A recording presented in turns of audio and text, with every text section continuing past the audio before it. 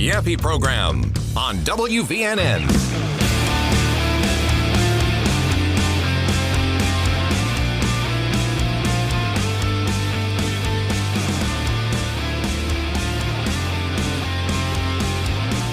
Well, good morning, everyone.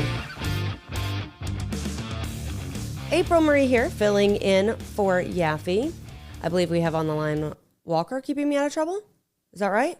Yes. It's always a tough job. I warn you in advance. Have you and I done this before?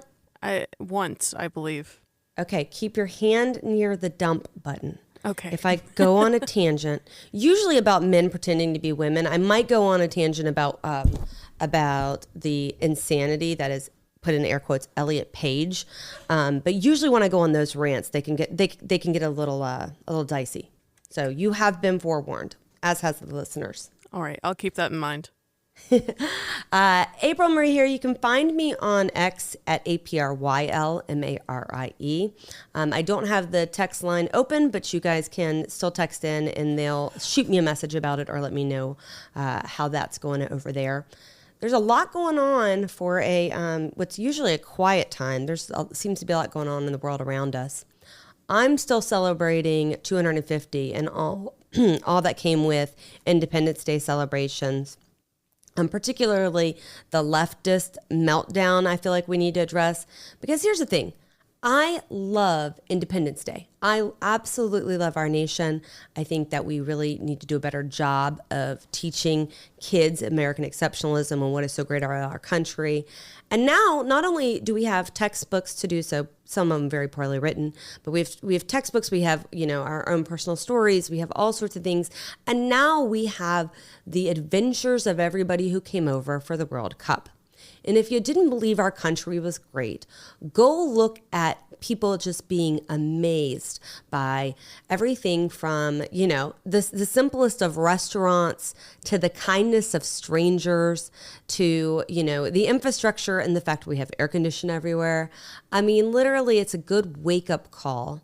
And I feel like from now on, when I get to in a place where I'm like, the views from the voices from the view are getting too loud, I can now go watch people from around the world who came here and understand within a week just how great our nation is and just how lucky we are to be here and live here. People were in tears, have been in tears leaving our country because it's nothing like the media portrayed. Because what the media portrays are people who are angry and bitter and salty and all the things, and I just described Democrats. That's what they are. They're miserable. When's the last time you saw a happy LGBTQ parade? Never. They look angry. They look salty. When they're getting together for meetings, they're ranting and raving about all the injustices, that is, women wanting their own sports. Oh, terrible.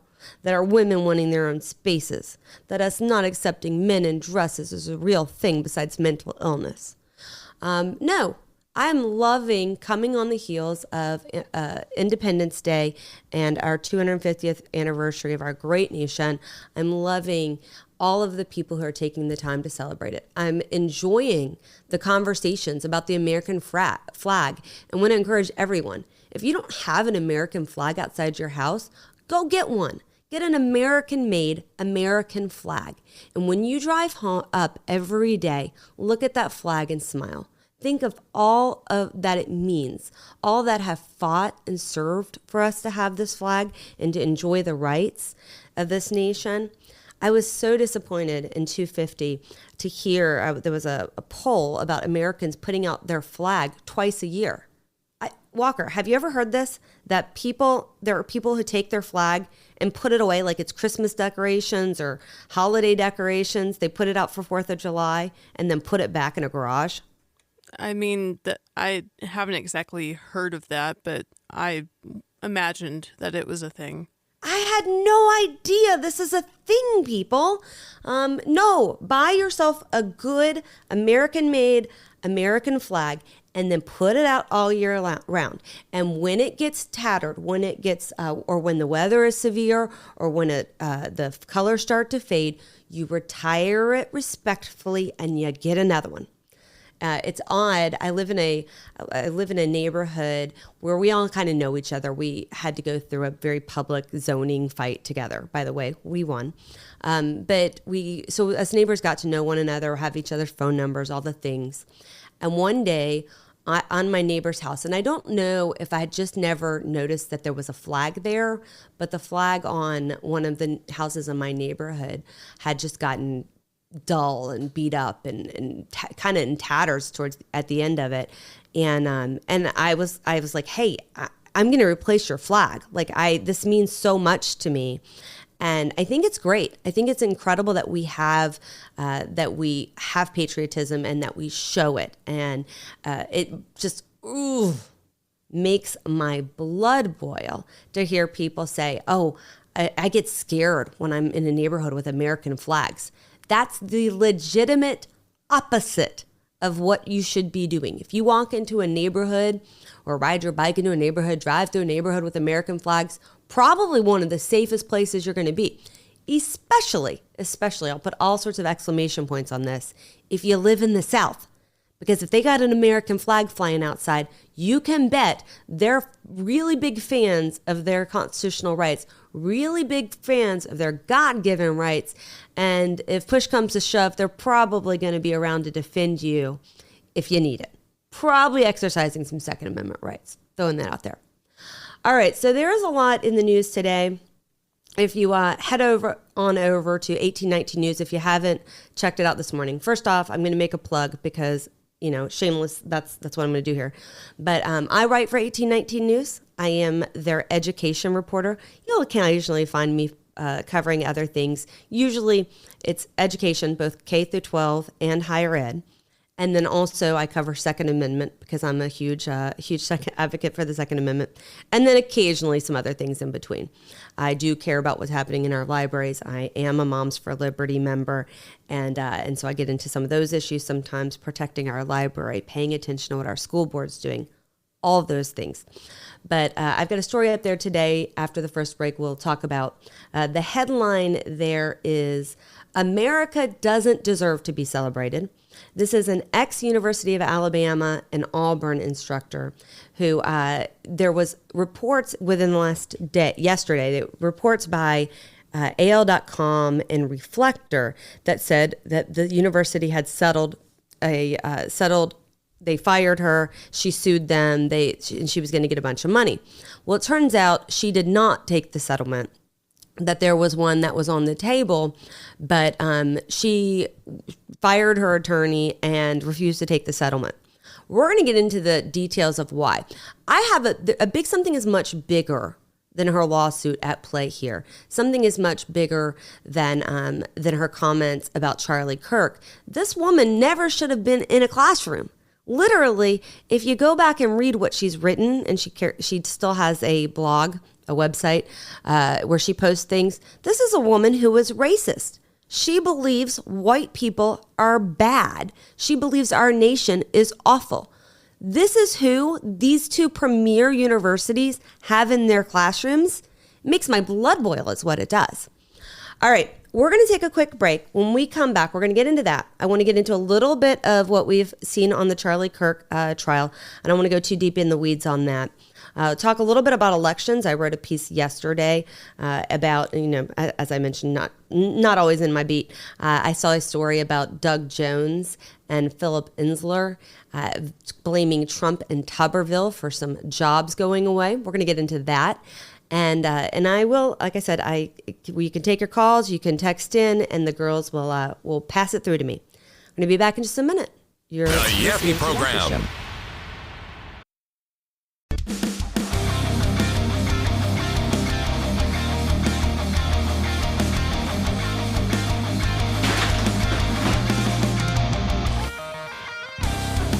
Well, good morning, everyone.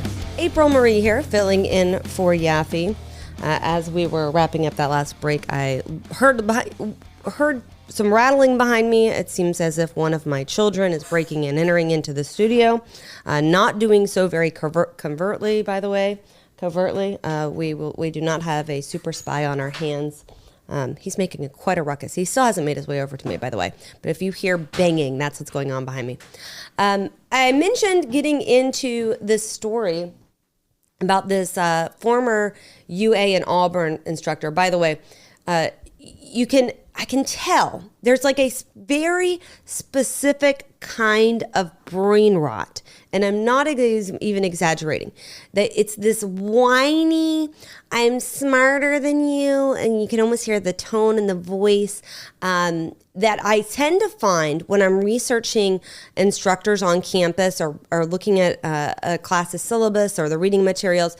For some of these gender studies, this woman, it's so funny because her lawyer thought he was doing some kind of, some kind of gotcha when he wrote, she has over 18 years in education, and she really focuses on a lot of social issues. She taught in terms of race and gender and intersectionality. So freedom of speech is really important to her. She's really, really, really hardcore freedom of speech so that she can tell the world that all white people are bad. Okay, you know what? You have a First Amendment right to believe that. You have a First Amendment right to say that. What our universities should not be doing is our universities should not be paying this woman or any other wackadoo like her to teach our children. I say our children. I'm like an old lady over here. Our little college babies. No, to teach young Americans, to teach young students that our country is bad and these idiotic, because they are quite idiotic, other things that they believe. So let me give you the skinny on, make a long story short, and then later I'll probably make 5 short stories really long.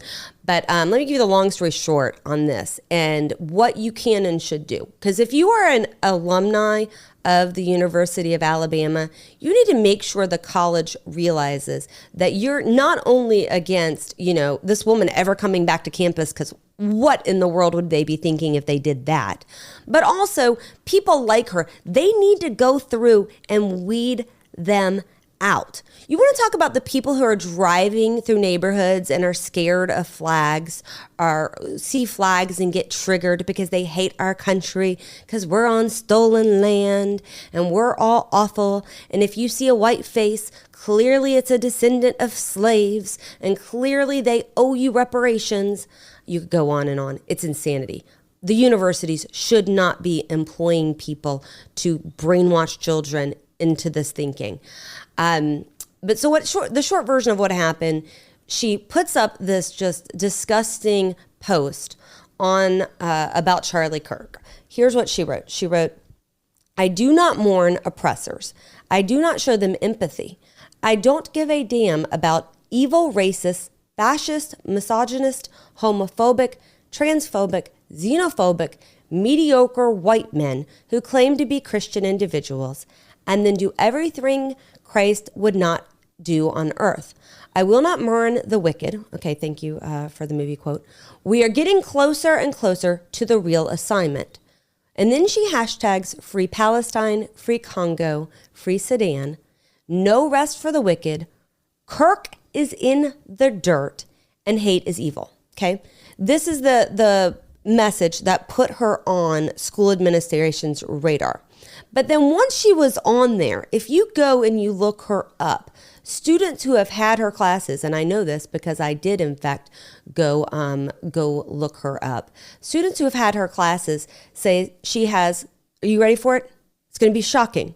A quote, very nasty attitude and lacks professionalism, end quote. Then another one, now that was September of 2021. This is literally 11 years earlier, in 2010, somebody said, ultimately, she lacks professionalism. She seems a little too proud of her African American race and can force it upon out, it's a typo there, with a heavy sense of entitlement, can have awkward and personal conversations during class about her and her daughter. tried to work with her through a paper, and she offered little assistance. Here's a third one. She's very nice, helped me with my writing a lot. She's overly concerned with racial issues, though, which gets annoying. This is who the University of Alabama and Auburn University is entrusting to teach their classes. Year after year, class after class, student after student, telling the school, look, this woman is a problem. This woman is not good at her job. She's unprofessional. She really focuses a lot on race. And it takes her really awful and sensitive and crazy message about Kirk to get her fired. I understand the university's settling. They don't want to go to long court trials. They don't want to drag out the university presidents into, into depositions and hearings and whatnot. But for the love of all that's holy, should this woman get an extra $1 of money? The answer is no. No. She should not have been hired. She should not have been kept on. She should certainly have been fired the minute it came to her attention. And then these administrators should have stood by their principles and not offered her a settlement. Now, that said, details have come out about the air quote settlement she was being offered. Sounds more than fair. Sounds like they were offering her about $60,000, of which she had run up over, let's see, what was the number? Almost $28,000 on lawyer fees. Now she is suing both Auburn and Alabama, and this particular settlement was related to the University of Alabama. It just infuriates me. It infuriates me that she's going to get anything. It infuriates me that these people are on their campus. To continue on, so AL.com and Reflector reported this. Now, why did they report it? Did they want you to know? Do you think they cared? No. They reported on it on the opening week of the trial for Charlie Kirk's murderer. They were trying to capitalize on it. But even more so, these AL.com, Reflector, these great journalists, these leftist mainstream media, what they were trying to do was they were trying to make the university look bad. They were trying to say, you guys fired these people and now you're having to pay them. Other colleges have taken even bigger payouts or given even bigger payouts to teachers that they fired. The point of this was so that to provide cover so that these universities thought twice before if someone says something disgusting during the trial, they too get fired. Here's the thing is it's not necessarily, although it does make my blood boil to see the comments about Charlie Kirk because Charlie Kirk was a good man. Charlie Kirk wanted a stronger nation. Charlie Kirk loved his wife and his family. Faith was important to him. Charlie Kirk is exactly what we need more of. We need people who are willing to say in their head, I know you're an idiot. I know you're wrong, but I'm going to talk to you in a civil way, and maybe I can help you change your mind. And if I can't change your mind, maybe those around us who hear this, maybe people who see this video later, maybe it'll change their mind. Maybe it'll give them a different perspective or something that they want to research further or look into. Because a lot of the people on the left that we see, especially the young ones on campus, they are in an echo chamber of only hearing the same message. And the young ones, they're getting their content from social media. So these pay for play TikTok influencers. So the CNNs of the world, the outlets that only show you a very skewed position and part of life, of American life. So Charlie Kirk was out there trying to make things better. So they published this story, AL.com and Reflector. Now, both, by the way, have written news stories. I immediately was like, oh, let me go see what I can find about this. And I was like, they're wrong. And they let that wrong story, by the way, that I was able to start researching and find that their stories were wrong within hours of it publishing. They left those stories up all night. They left those stories up unedited without an editor's note until I think at AL.com finally at 7 or 8 p.m. added another one. I think Reflector did theirs this morning. And what is the idea? When you leave something up with the headline that there was a payout for this, they knew exactly what they were doing. They were influencing people who were just going to see the headline, not click the story, not look for a later story, not look into it. They were really trying to skew the public and, again, make people feel safe. Not only can you say disgusting things in your classrooms or on your social media, but you're going to get paid for doing so. It was almost an open invitation. We're in summertime now, so there are summer classes obviously going on. But keep an eye out. Keep an eye out. I'm sure we will see more leftist people celebrating Charlie Kirk's death this week as the trial goes on. On WVNN. What would you do if your online store converted 36% more shoppers? You could take 36% more vacation. Another pina colada? Yes, please. Open a new retail location with 36% more square feet. Fantastic. Hire 36% more help. You're hired and you're hired. Shopify has the world's best converting checkout, up to 36% better than other e-commerce platforms. What you do with those extra sales is up to you. Switch to Shopify today at shopify.com/listen and get a $1 trial. Shopify.com/listen. Hey, I'm Chris Van Vliet. Go behind the scenes and beyond the headlines with the biggest names in pro wrestling and beyond. Mr. Sandman. All I ever wanted to be was a pro wrestler. So I got to live my life and make people really happy. The Heartbreak Kid himself, Shawn Michaels. Do you think there's anybody better than you were? I think I was great at what I did, and I think other people were great at what they did as well. Greatness is more a mindset, I think, than anything else. Mindset, motivation, insight with Chris Van Vliet. Follow and listen on your favorite platform.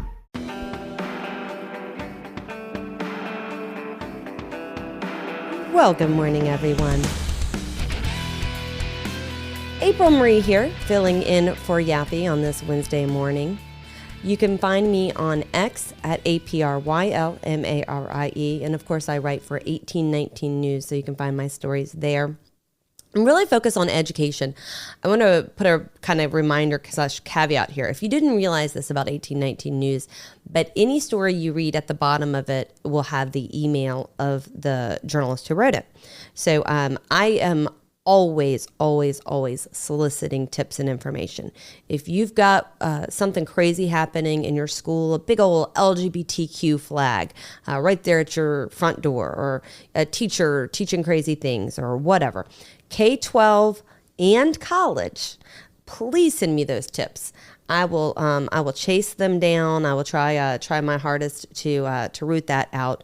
The good news in Alabama is, where the schools do go wrong, where they hire people they shouldn't, when there are things going on in the classroom that shouldn't be, lawmakers are pretty quick to react.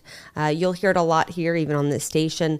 Dale putting Senator Orr in the hot spot, trying to get them to the legislature and the legislators to say they're going to do something, and usually it's lickety split. All of a sudden, somebody sees the light and the madness is gone. But see, here's the thing: it's not really gone, is it? It's hidden. We have seen time and time again that they just get better at concealing this. I know you guys have heard about the Magic City Acceptance Academy in Homewood, Alabama. It's the LGBTQ school. Well, they pulled all the LGBTQ labeling off of it, and then they go on when they're getting their charter and say, well, really nothing changed. We just changed the words.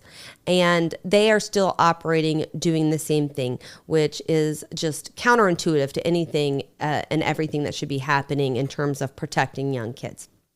But that's what goes on in our classrooms these days. If they can't do it, they'll try to hide it. That's why it's imperative as parents that when you go to meet the teacher, if you get your list this summer of whose classes your kids are going to be in, if your kids get your grandkids, the last list of classes they're going to be in, if you're a college student and you're signing up for classes, vet those people. How many times do we see on the news, you look at a news story, somebody has done something and you go, that tracks. That person looks like someone who shouldn't be around children. Well, guess what? We got to stop being polite. We've got to stop handing our kids over to people we know don't share our values. I'm a big fan of homeschool, but there's every kind of school you can imagine out there, from homeschools to online schools to hybrid, partially online, partially in person, micro schools, which are smaller, you name it. Huntsville actually has some of the best micro schools, and at least I know of one micro school that's phenomenal that's in Huntsville. You guys, there are options out there. If you didn't get the Choose Act this year, you've missed the deadline for it, but you can go back and research it and get ready for next year, because next year there won't be income caps on it. And this really is opening up the doors for families around Alabama to know what their kids are, to know that their kids are safe, what their kids are learning, have a say in the curriculum. I think that's so important. It did not occur to me, and I am not a dumb woman, but it did not occur to me that I needed to be looking inside the textbooks of every class my kid was taking. But as I've kind of gotten into the homeschooling, I realized not all textbooks are the same. Not all curriculum is the same. Not everybody who's on a textbook committee has your kid's best interest at heart. Not everybody who's writing a textbook is actually someone who loves our nation or believes in history as it happened, as opposed to how they wanted it to happen. So I want to encourage you guys, education, even if you do not have a kid in school right now, maybe you just don't have kids yet, you're young enough to not have kids, or your kids are grown and gone. Education matters to all of us, especially in this time where we as a state are starting to recognize, and you're really going to find this coming into the next legislative session. We're really starting to recognize, I think I've interviewed 5 lawmakers in the last 2 weeks. I was filling in for a different radio host, and I got to do it for 2 weeks. I interviewed 5 lawmakers, and each and every one of them talked about the state adding to, improving, and building upon our current infrastructure for workforce development, for the jobs that kids can go to, be trained on, and immediately make enough money to support themselves and a family. Immediately go out there and fill needs that cannot be filled right now, because for so long it was, you're going to go to school, and if you come from an affluent family, or maybe you don't, and maybe your family just wants to break the cycle of poverty, everybody was told, go to college, go to college. And what happens there? They go to college, and there is a brain rot. There is a mind shift of all the values that their parents and family have instilled in them, because these campuses have gone so woke, and they've got degrees that are so useless. So the state of Alabama, and even coming into the next legislative session and coming into a Tommy Tuberville gubernatorial election in office, what we're going to see is this where they are putting straight to work, whether it is in healthcare jobs, whether it's in whether it's farming or agriculture or electricians, plumbers, all of those types of jobs. We're going to see our public educators start working to get money to create schools that have these opportunities for students, because we're missing those, right? You so often, and I'll tell you from personal experience, earlier this summer, I had my air condition go out, and it was a whole thing, because the first 3 companies I had openly admitted they were understaffed. God forbid you need an electrician, or you need somebody to come out and work on an appliance, or an electrician to add a switch or change out of whatever. It's really a problem now. And so in that workforce development side, our state is about to get better at that. But I want to tell you, keep a close watch when your kids are young, especially if you're paying for their college. Maybe have a conversation with them what they're going to do with their degree. Maybe have a conversation with them when you're looking at, and they sign up for a class, you're looking at the teacher, because they're going to be hearing from these teachers. One of the most surprising things that happened in my time at 1819 News, I just started with them, a year ago, January. So it's been a year and a half now, a little over a year and a half now. One of the craziest things that I discovered when I came to work for 1819 News is that Samford University, the Christian college, the one of the sweetest, supposed to be most truest colleges, had DEI so deeply embedded on their campus that it's going to take years to get it out. out. They had allowed the woke people to come in there and convince them. And by the way, their president was a big part of this. Their current president, he had left Sanford, had gone to Washington State, right in the height of the George Floyd stuff, BLM stuff, made all of his apologies on behalf of white people, really did some in solidarity with illegal aliens. And then they brought him back and made him the president of the college here in Sanford in Alabama. You pay attention to who these teachers are that your kids are getting. Look at their syllabus. Talk to them about how to understand themselves when they sign up for classes that they're paying thousands of dollars for. Avoid the crazy, avoid the woke, avoid the stupid. And if you get them, don't just suffer through it. Tell somebody. And I'm not talking just tell 1819 News, though I would like to know, but tell their administrators. This is a real problem that we've got that has to be fixed. Okay, I mentioned earlier the Choose Act. I want to talk about that a little bit later when we come back from this break. And then I want to get into, I mentioned some of those more national issues. We saw yesterday, Spencer Pratt had a meeting with President Donald Trump, took his son in there, posted an image of him meeting with Susie Wiles and President Trump. I think good things are happening. I think people in California are starting to wake up. They don't have to live like this. People in woke cities all across the nation, as they vote in the crazy, the sane people leave, they're going to learn they can't live with like this. They can't operate without the tax money. We'll talk a little bit about Spencer Pratt, what's going on with California elections. I want to talk a little bit about Charlie Kirk's trial and some of the other big headlines. You guys hold tight. It's Apryl Marie filling in for Yaffee. You're listening to Yaffee on WVNN.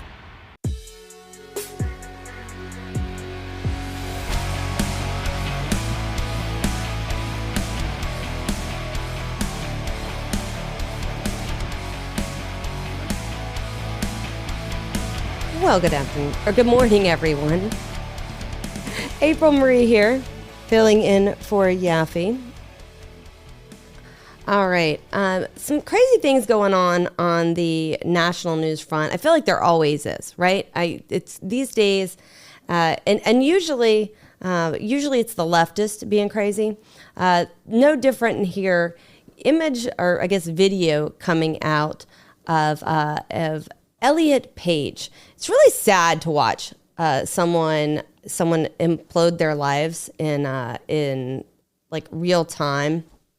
But there's most people, sorry over here, most people, Ellen Page, no Elliot Page, as Ellen Page, she has changed her name and decided she is a boy.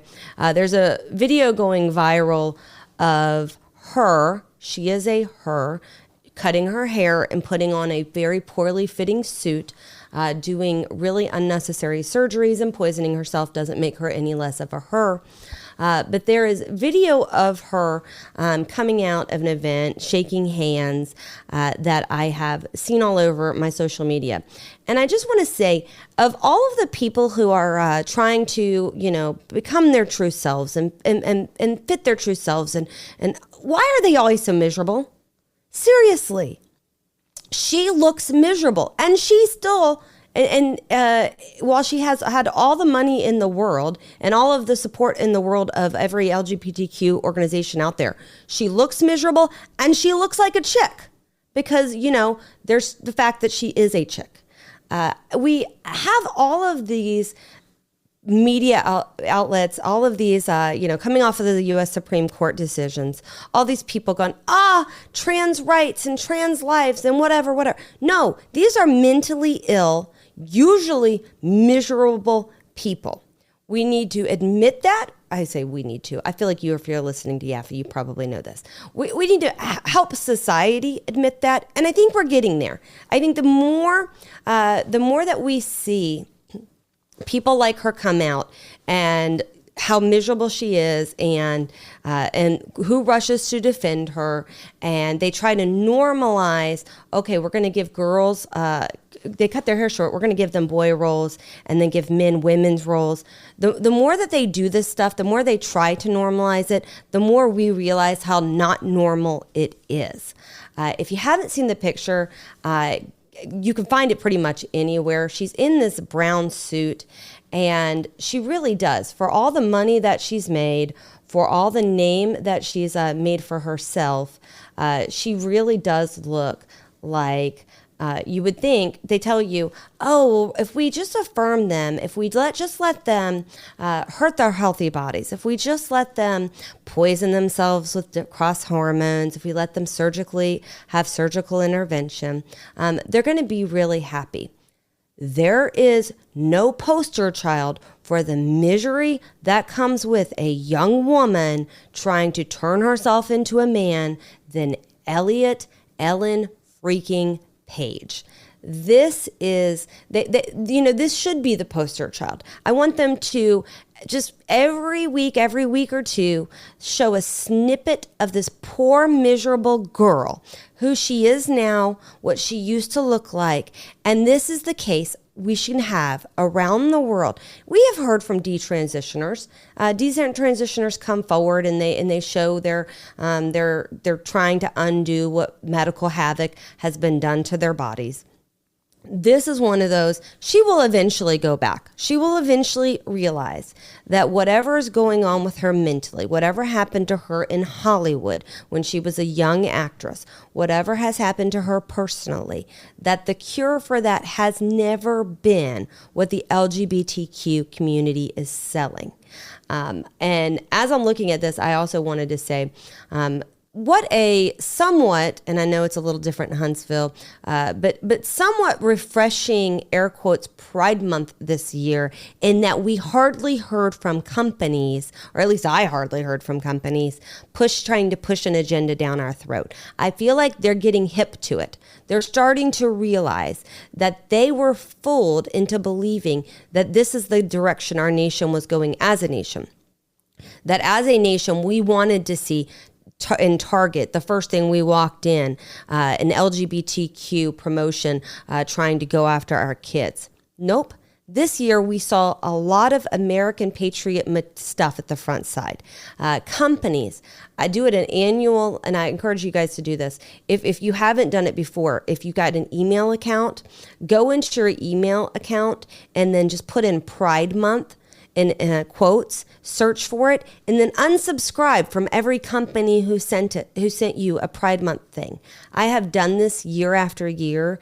If someone's going to push this agenda onto families, if someone's going to push this agenda onto the rest of us, unsubscribe. Click the button. Stop shopping there. There are options and alternatives to just about everywhere that is still trying to normalize what is actually mental illness. And I promise you, next year, your inbox will be a lot quieter and you'll see a lot less of the crazy.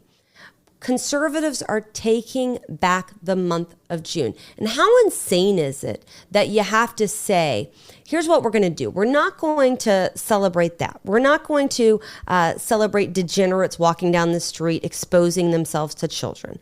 We're not going to celebrate drag queens in our classrooms, in our libraries, at air quotes, family-friendly events. We're not going to do any of that. What we're going to do instead is actually celebrate families, celebrate the mothers and the fathers who are teaching their kids about American exceptionalism, teaching their kids, taking them to church, teaching their kids, whether it's, in a homeschool setting, in a private school setting, whatever, in an educational setting that works for their family and their kids, that they are out there helping them discern what is right and what is wrong. My kids, and we have taught them to be very polite about it, but my kids know when something's not normal. We watched a movie last night, and one of the main characters was a young man who had both ears pierced and pink hair.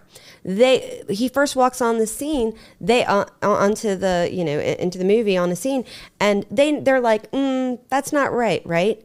They're not mean about it. They're not going to call them names. They're not going to do whatever, but they know in their head that this isn't normal. And we don't want it to be normal. We don't want to tell our kids that they can go out there and they can decide their gender. They can choose a whole nother name. They can put on a tail and be a furry. They can, whatever the degenerate thing that is being promoted during LGBTQ month that is really harmful to them. We don't want that. We have had enough of that. And as we're a week out of air quotes Pride Month, and I want to say in terms of this agenda being just put out there, it was very subtle this year. And hopefully it's more subtle, and hopefully it goes that way until it's gone. Until we recognize that we do not need to be supporting a movement that is telling young adults, you can just sever all relationships with your family if they won't affirm you, if they won't call you they, them, if they won't use your new preferred name, if they've got questions about the tail you're wearing, the color of your hair, your funky nose ring. By the way, I've had to have the nose ring conversation because there's the regular nose ring, which, by the way, it's still a choice. But then the one that every time you see it, that person's going to cause trouble, that person's going to be miserable, that person's going to have ideas that are not attached to reality at all. Yeah. There's a couple things. The green hair, the purple hair, the pink hair, and the nose ring right through the middle there as if they're a cow. Big old red flags. Side note, if you see any of these in your school, in your classroom, it's okay to judge the person. As a matter of fact, I want to encourage you to judge the person. I want to encourage you to judge the whole situation, because who we leave our kids with matters. All right.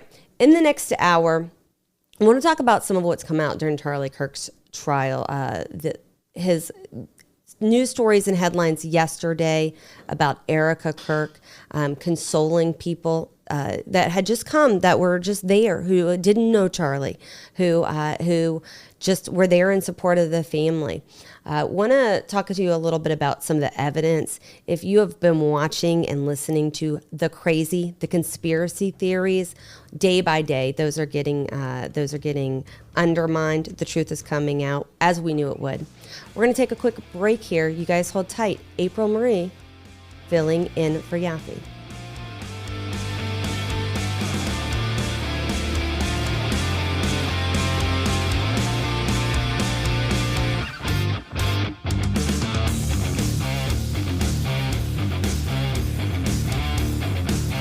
Yaffee program. Hey, I'm Chris Van Vliet. Go behind the scenes and beyond the headlines with the biggest names in pro wrestling and beyond. Mr. Sandman. All I ever wanted to be was a pro wrestler. So I got to live my life and make people really happy. The Heartbreak Kid himself, Shawn Michaels. Do you think there's anybody better than you were? I think I was great at what I did, and I think other people were great at what they did as well. Greatness is more a mindset, I think, than anything else. Mindset, motivation, insight with Chris Van Vliet. Follow and listen on your favorite platform. The Yaffee program on WVNN.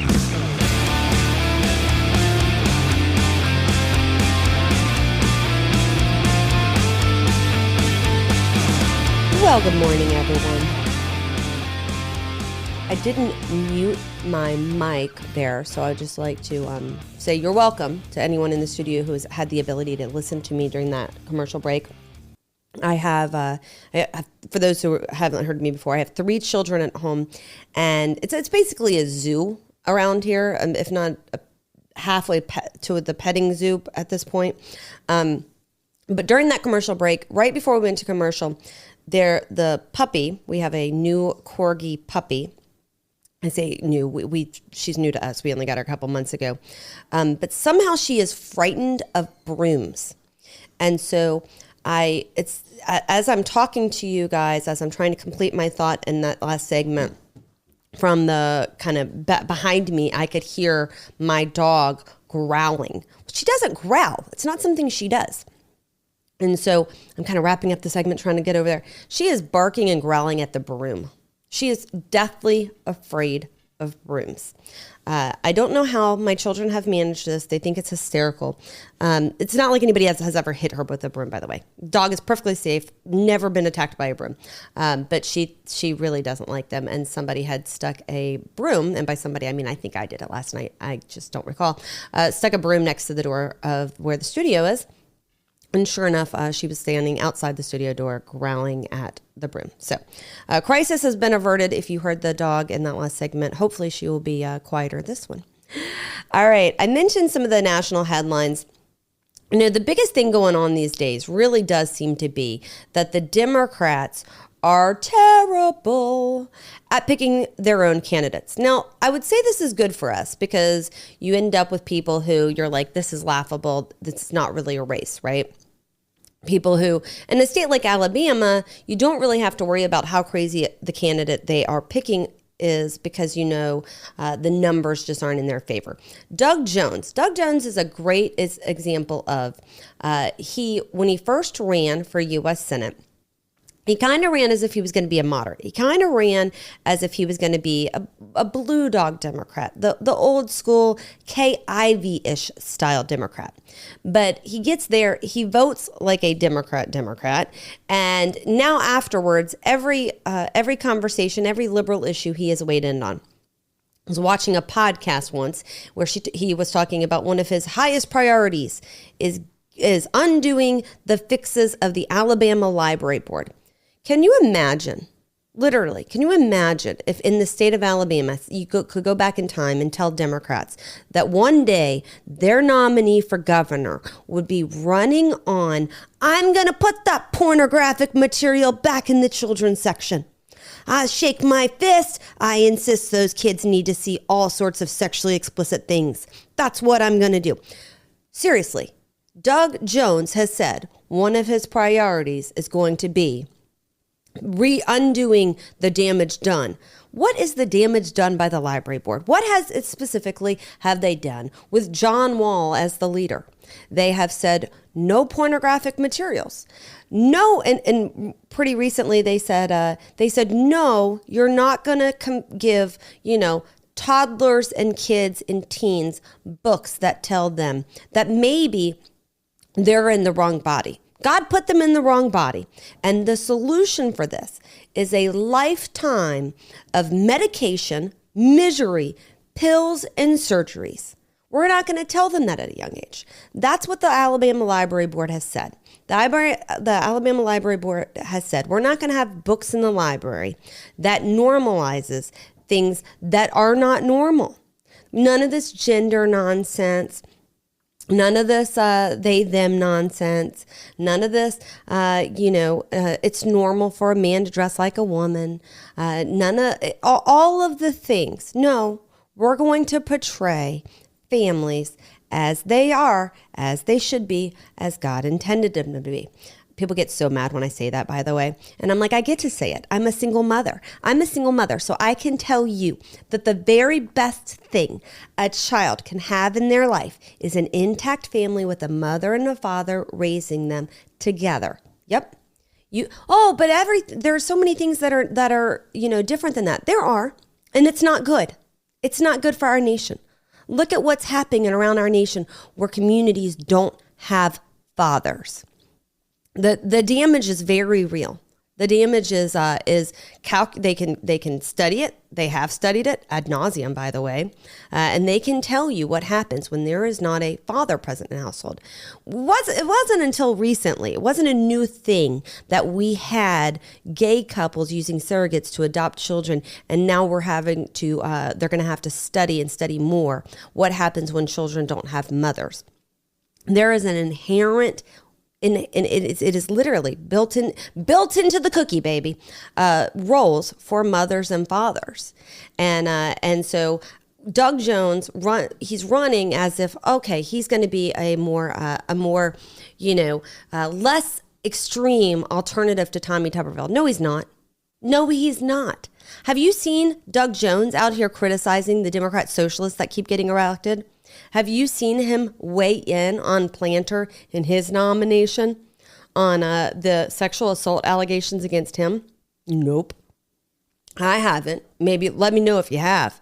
Democrats need to own this. They need to own all of the crazies that they are allowing to get elected because they want Republicans to do it. There's it's you guys have to. If someone says something crazy and they're a registered Republican, if somebody does something crazy and they're conservative, we're supposed to all answer for that. Like we're all to blame. On the Dem side, they're like, oh no, we've got a whole rainbow colored line of crazies out the door. People who are supporting 9/11 hijackers. Yep, let's go ahead and elect them to Congress. People who want to make our nation a socialist nation, sure, come on in. You name it, they've got it. Dude with a Nazi tattoo, that wasn't enough for them to say no. Then New York Times, by the way. If you have a New York Times subscription, I canceled my New York Times subscription, which I, by the way, only had so that I could play Wordle and some games. I have some friends that I'm on group chat with, and we would daily play the New York Times games. After the New York Times did their story, a catch and kill story on the planter, and they really, really did a disservice to those victims. Everybody around the country needs to cancel that subscription. They don't need to get $1 from you. If you must read a story, there are ways out there to read using internet archives. There are ways out there to read stories, but they shouldn't be getting $1 of money from conservatives after what they did to those women. And I'll stand by that all day, every day. But Democrats out there electing, and you look at New York. And it's not just New York, though. In Texas, they've got the guy who's a Christian who hates Christianity. He's a white man who is apologetic for his race. Like, what in the world is this even? But let's make each and every candidate who is running, let's make them answer to the craziest in their party, because they love to have us to demand that we do. I also love that we acknowledge ours. Where there are shortcomings in our party, there's a friggin' wackadoodle running in Florida, where we've got people who run on as a Republican. We typically weed those out ourselves and mock them, ignore them, don't elect them. Democrats this election cycle are proving that they can and will elect their worst candidates. And the mainstream media is going along with it and playing this game of the left to allow it to happen. All right, we're going to take a quick break. When we come back, we'll get into some of the other national headlines. You guys hold tight. It's Apryl Marie filling in for Yaffee. It's the Yaffee Program on WVNN.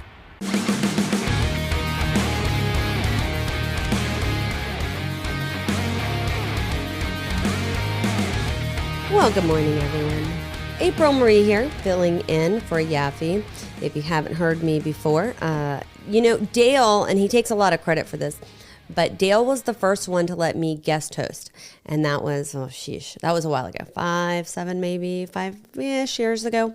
And from that came me guest hosting at another station in Montgomery, Alabama. And that guest hosting stint turned into me having my own show, which I had for about 2 years before I gave it up. Now I'm a roving radio host. I get the opportunity to guest host. Pretty recent being back here in Mobile or in Huntsville, but I'm frequently in Mobile, Birmingham, and Montgomery. Absolutely love it, and I'm grateful for Yaffee giving me the opportunity to fill in for him today. All right, so we've covered some of the different things this morning. I got a couple texts on the text line. One said it would be impossible to overstate the need to root out leftist Marxist ideology from our education system. Keep fighting the good fight, Apryl Marie. I appreciate that. It really is sometimes, and I'll tell you, I've got a spreadsheet. This is not an exaggeration. I've got a spreadsheet of teachers that we are looking at and looking at their coursework, looking at their required reading. Auburn has done a thing where they actually, as a result of our reporting, they brought in teachers and are like, we're going to evaluate your coursework and make sure it's compliant with the law. Also, just make sure it's what we want to be happening here.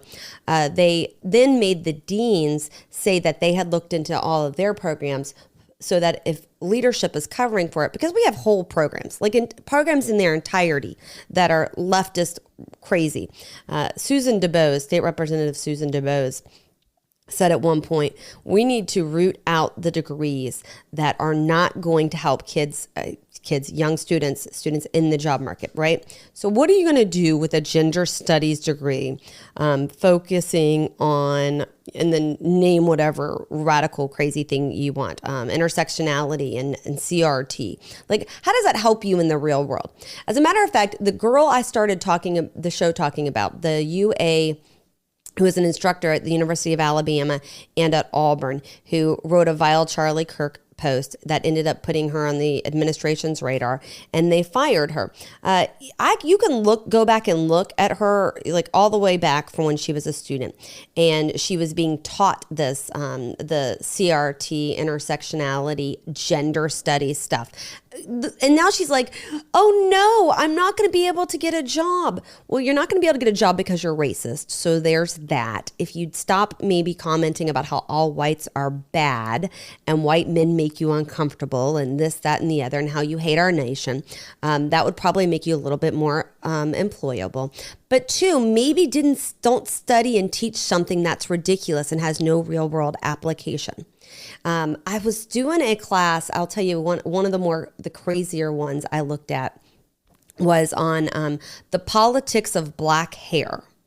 That's not a joke. There was literally a class being offered.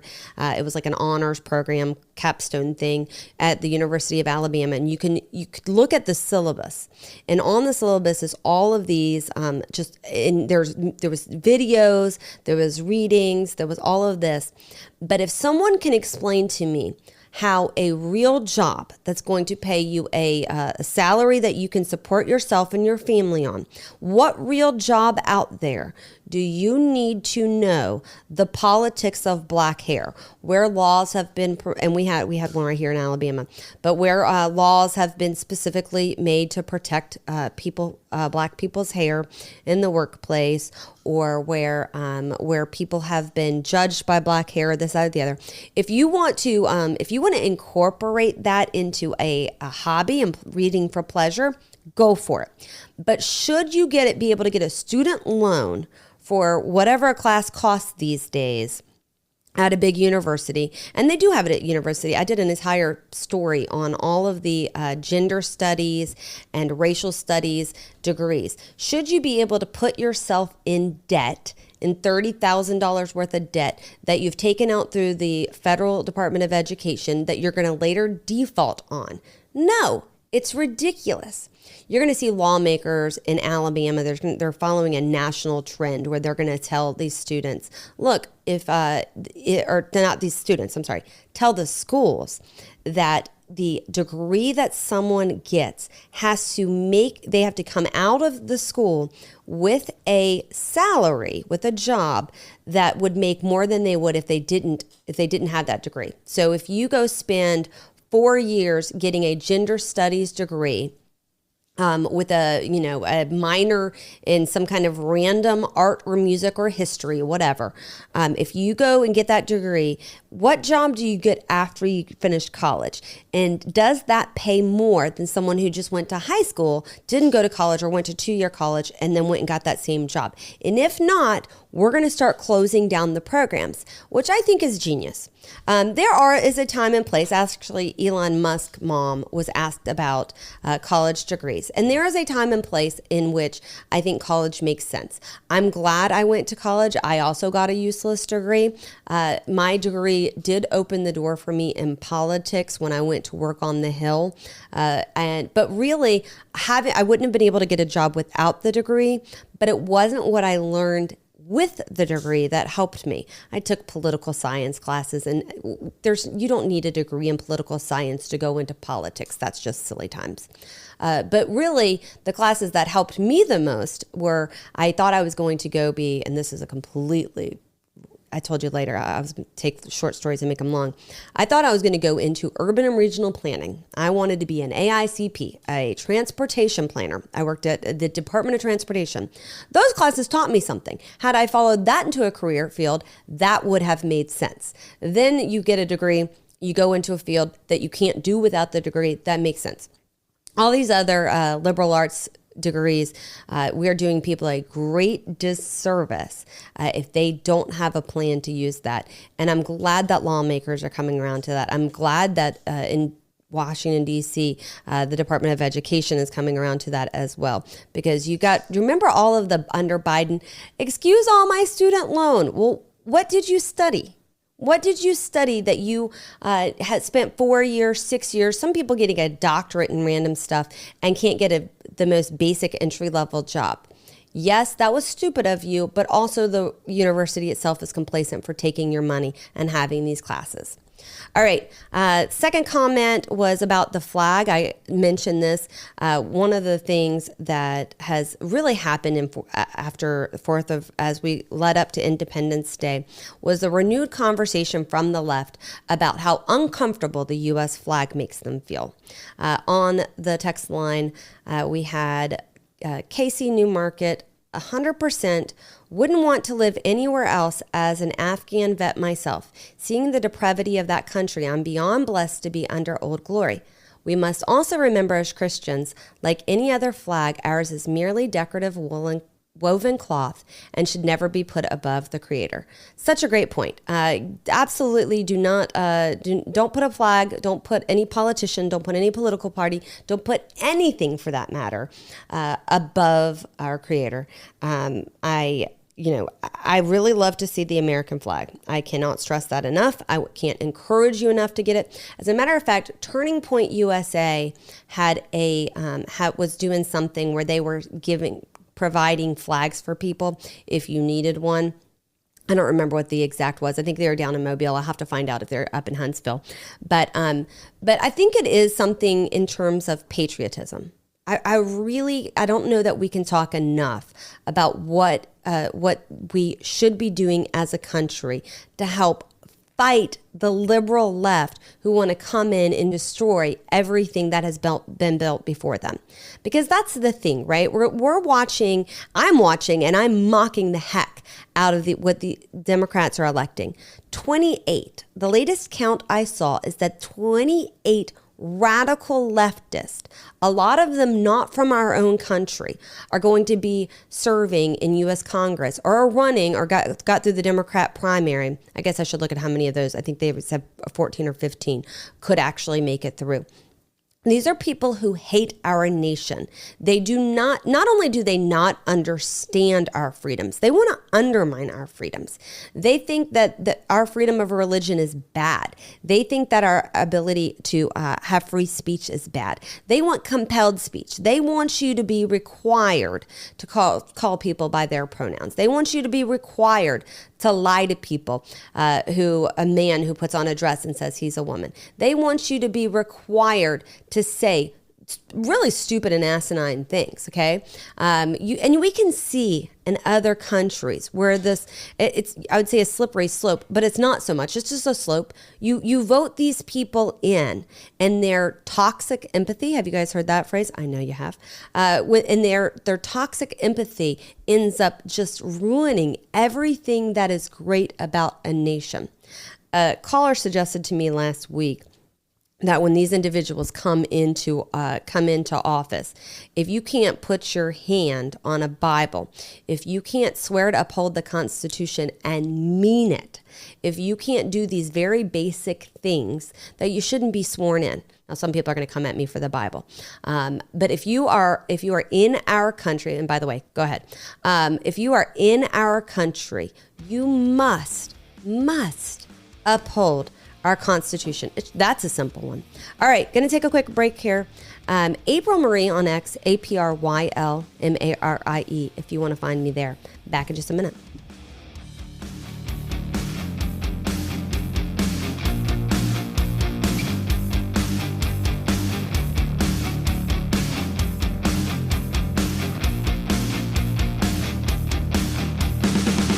You're listening to Yaffee on WVNN.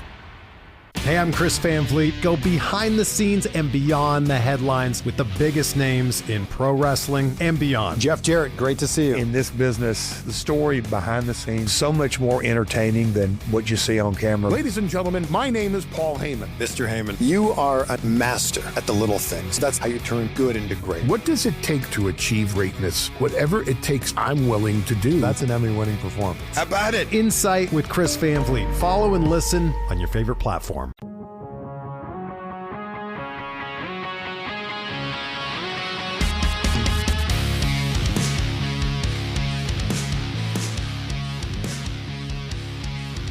Well, good morning.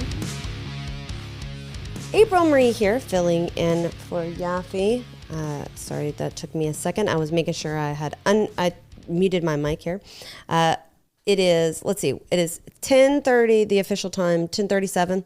And my lazy bones kids, one of them just got out of bed. Yeah, that happened in real life. And this summertime, it's really funny there goes the dog at the broom. It was really funny as a parent, kind of looking back at, it was, I don't know how it came up. So my daughter has been homeschooled for 2 years. She's thriving. She is doing better and yes, I'm still doing standardized tests. I know there are homeschooling parents out there that are going to cringe at that fact, but I want to make sure she's keeping up with where I want her to be. Not where some arbitrary thing is, but I want to know where she is grade level wise. And so I have continued to test her. She's not in high school yet, and as we prepare for high school. So at any rate, but we were in a conversation with her about summer and summer breaks, and she was like, "What do you mean you don't get a summer break?" I was like, "Yes, it's just Monday. Aside from holidays, there's no, we're going to take a month off. We're going to do whatever." And she's, again, very smart girl, sweet girl. And I was like, yeah, we don't take, maybe you get to take a week vacation, but there's no summer break. It cracks me up covering education, watching families try to fit, and I say cracks me up, it doesn't crack me up. It kind of makes me sad, actually. Watching families try to fit their specific needs into this pre-made mold. We are actually doing school year round, and we're doing that just take the sign of the pressure off, make sure she's where she needs to be. And we're starting my two younger on homeschool, which we're doing a half online, half in person, or half here with. And I just want to encourage everybody. I know you can hear a lot about Choose Act. You can see other families doing this. It looks very daunting, but it's not. It's not as hard as you would think. First off, there's this idea that your kids have to go to school like 8:30, like school hours. No, keep in mind what is going on in that classroom. Keep in mind the distractions, the discipline is, if your kids have there's a disciplinary problem at the school, the just minutia, the teaching to the test, the repetitive things that your kids already get. There's so many opportunities, and I cannot stress that enough. But yes, this is the first time, I'm pretty sure this is the first time my kids have slept in this late, and I'm not sure about it. I'm not sure. Cracking me up over here. All right. I was talking about the news feed, a lot going on with the Charlie Kirk trial. I think this is a good time to remember as we watch this. There's a couple of things that the Charlie Kirk trial should be reminding us. One is pay attention to where you're getting your news from, right? Like, pay attention to, so many people are falling for these internet, I'm doing my own investigation. You don't have access to the DNA testing, the full videos, the full everything. There has been just months and months of Erica Kirk, Charlie's friends, his colleagues, his coworkers, just run down by air quote internet sleuths and people who are making bank, as my kids would say, making bank off of conspiracy theories. We are starting to see the details as what happens, by the way, during a trial. Keep in mind that there was already a hearing on whether or not what the media would be allowed to do. But in wanting cameras in the courtroom and wanting live coverage of the courtroom, we're getting play-by-plays of the Tyler Robinson trial. And it's worth noting, so many of the conspiracy theories that have been out there for months have already been debunked. And it's a good lesson in where you get your news from, who you get your news from, what you believe about it. It's one thing to be skeptical about something, but don't form a full on conclusion, go down a whole rabbit hole on things like this until you have all the information. A jury's going to be in the room. They're going to have all of this information. They're going to deliberate, and sometimes they get it wrong. And you will have the ability to go back. Sometimes they get it right. But what we have seen leading up to this trial, I have never seen anything like it. And we've lived through some tough trials. I was actually talking about the OJ trial the other day. I was actually talking about the OJ trial I got to go off on this tangent. We're gonna talk about the Charlie Kirk trial, but I'm gonna keep that in mind. So what we're seeing in the Charlie Kirk trial, we're only on a couple of days in here, but they've been shown video, they have seen the DNA evidence, they have heard from law enforcement on the scene. Erica Kirk is getting a lot of support, as she should get a lot of support, and so keeping up with that. Just be careful where you get your news. Okay, I am going to go off on a completely random tangent, and you guys are going to enjoy it. That's what I say. Okay, so I don't know how many of you watched the couple that scaled the Empire State Building. So I had never heard of this couple before. I had vaguely heard that people do this for fun, that people go out there and scale high buildings for fun, roof walkers or sky climbers or whatever they are. But this was the first time I had seen it in live action. So I was on air as the couple was doing this, was at the top of the thing. So I come home and I go to show my children images of these people who have climbed. Instead, what I find is that a local news station in New York had cut to this couple for about an hour and 20 minutes, actually. And so if you can remember OJ and the White Bronco, if you can remember kind of the play-by-play of specific crimes, they were watching this New York TV crews. So they had the NYPD helicopter circling this couple. They had a news helicopter also there. Then the couple themselves had flown a drone to catch it on video. And in real time, you can see them kind of walking through the news because they've got to like filibuster. There's not much to talk about when you're talking about, you're literally got on your live screen these two climbers. So they're talking about people doing this. They're talking about the charges they can face. Well, they do get them down because obviously they were going to come down. They get them down, they intercept them, they arrest them. And the New York City, which has let murderers out, let people who assault other people on public transportation out, let carjackers out, they overcharged this couple. Now, they put their lives in danger, no doubt. It gives me anxiety to watch it, even knowing they survived. But this is how backwards some of these liberal cities are. They overcharged this couple. I think they ended up with 8 charges for each of them for doing this. But if you haven't seen it, it is crazy. It is. But I watched it. I ended up watching the news coverage of it just because I thought it was interesting and somewhat comical to see people try to talk for an hour about a couple climbing the Empire State Building. But I definitely overcharged. I'm usually a very rule of law kind of gal, but I'm telling you, New York has definitely lost the plot. All right, when we come back, we'll see what other trouble I can get myself into here in the last segment of the show. You guys hold tight. It's Apryl Marie filling in for Yaffee. The Yaffee Program.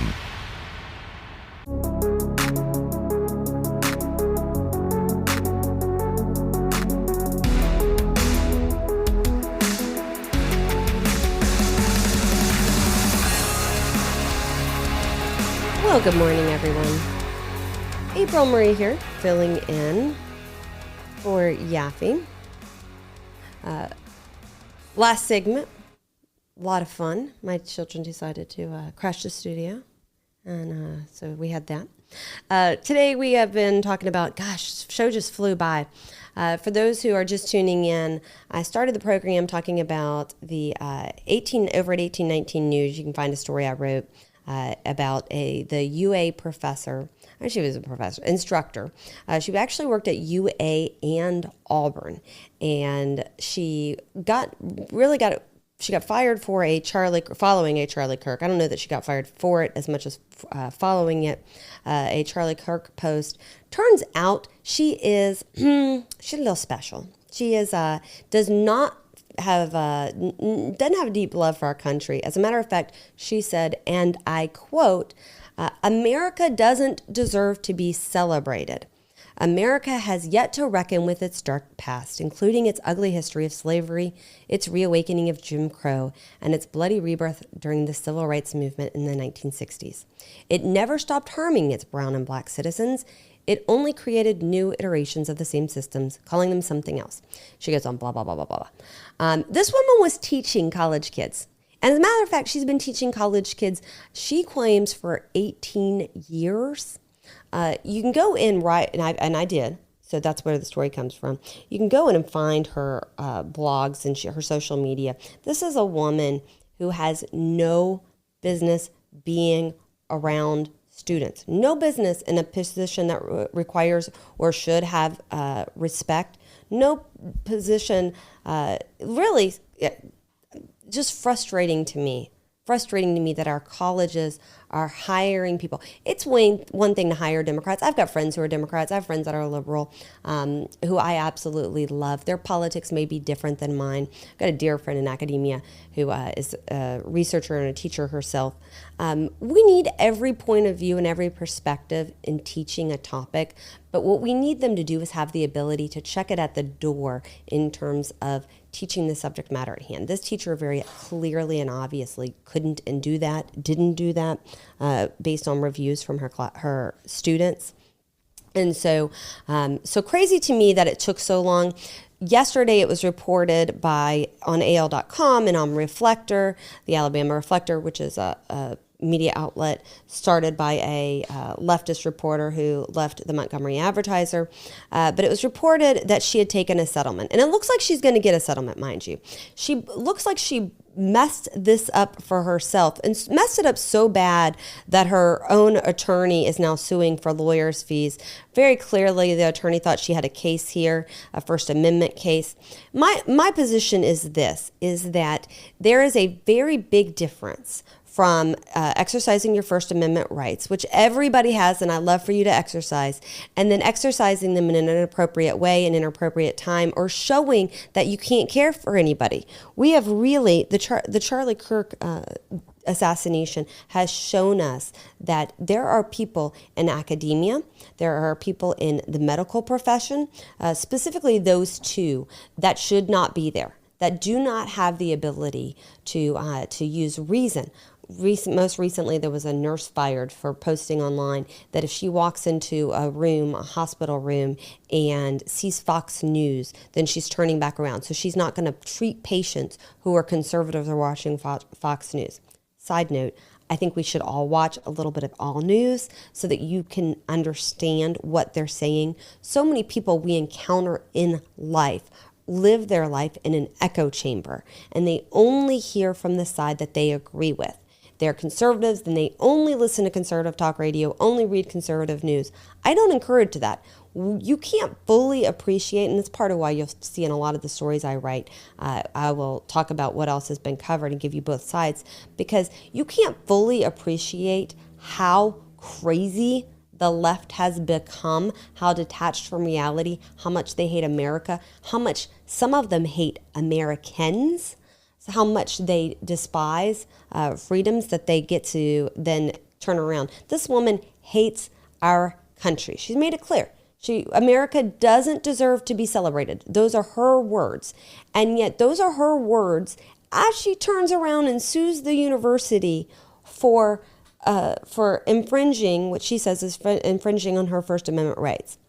She is not even smart enough to see the irony of claiming okay, I've got these protected rights for this country I hate. This is who we have in our classrooms. This is who we have influencing young minds. And there are youth who are going to come in. Their parents will not have provided a strong foundation for them to understand how great a nation we have. And they will be easily influenced by the likes of this. I want to encourage you, and I don't know why I keep saying I want to encourage you to, if you have a kid in college, if you have a kid in school, talk to them. Talk to them about what they're seeing, what they're hearing, what they've learned. You may be surprised by even a conservative school, or what appears to be a conservative school in a Republican state, how their teachers are incorporating anti-American themes or leftist themes into their classroom. Sometimes it's subtly through lectures and learning. They'll say, oh, the textbook says this, but I really want you to know the real history of that. Some other times it's through worksheets, it's through assignments. It gets the kids in these positions. I say kids using the term loosely, I mean K-12 and college. It gets them in the position where they feel like they can't believe what they've been taught to believe, because clearly that's wrong. I saw this a lot when I was early involved in the Tea Party. Teachers would go out there and really just bash the Tea Party and the movement and say it's a racist movement because it was during the Barack Obama years. And clearly, if you're opposed to Barack Obama, you're racist.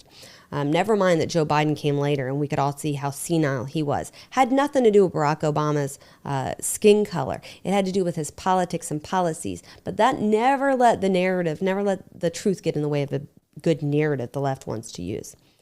Speaking of Biden, oh, buddy. I am so deeply appreciative that we have President Donald Trump right now. If you haven't seen the news today, Iran has decided they're going to push our buttons. They're going to push the limits of the deal they were attempting to strike and the 60-day ceasefire. So we are dealing with that now. It's kind of refreshing to know. First off, Pete Hegseth, if you haven't followed Hegseth and what he has been doing, recruitment up significantly for our military. It's amazing what happens when you put somebody in charge of the military who puts readiness first, who isn't trying to chase down a woke agenda, who truly understands that part of what makes our nation so great, part of what makes us have the freedoms we have, is that our enemies have the ability to look at our military might, our military strength, and go, yeah, I don't want to deal with that. Hegseth has been just a breath of fresh air throughout all of this. Marco Rubio, Trump term 1, he had a cabinet that I thought was incredible. Trump 2, so much better. So much better. He used those in between years to really get an opportunity and I think get a grip on, right now he has been under attack. This administration has been under attack. The first administration, and I think we're going to see it again if Democrats take back the House. The first administration, there was a lot of distractions with impeachment hearings and the media and all these investigations on then we had the Biden years, the sleepy Joe Biden years, and then Trump term 2 has come in, and we have really seen him put into place people who are staying longer, are more loyal. J.D. Vance, Marco Rubio, Hegseth, we have really gotten a crop here that as we face these international situations, as we face all of these threats, this is a team that I'm like, okay, we don't have to worry about auto-pen Biden. We don't have to worry about the people pushing an agenda. Think of our military and how just absolutely insane it was for them to be putting men in women's uniform and vice versa, for them to lower the standards, for them to do all of those things. All right. Well, as we wrap up today's program, I want to tell you where you can find me. I'm on Facebook. I'm not great at it, so if you send me a friend request, it very well might sit there forever. X is the place to find me. That's APRYLMARIE. You can, of course, find me on 1819 News. If you do have any tips on education or anything else for that matter, my email's at the bottom of my stories. You can visit us there, 1819news.com. All right, hold tight. Stay tuned. It's been a pleasure to be here.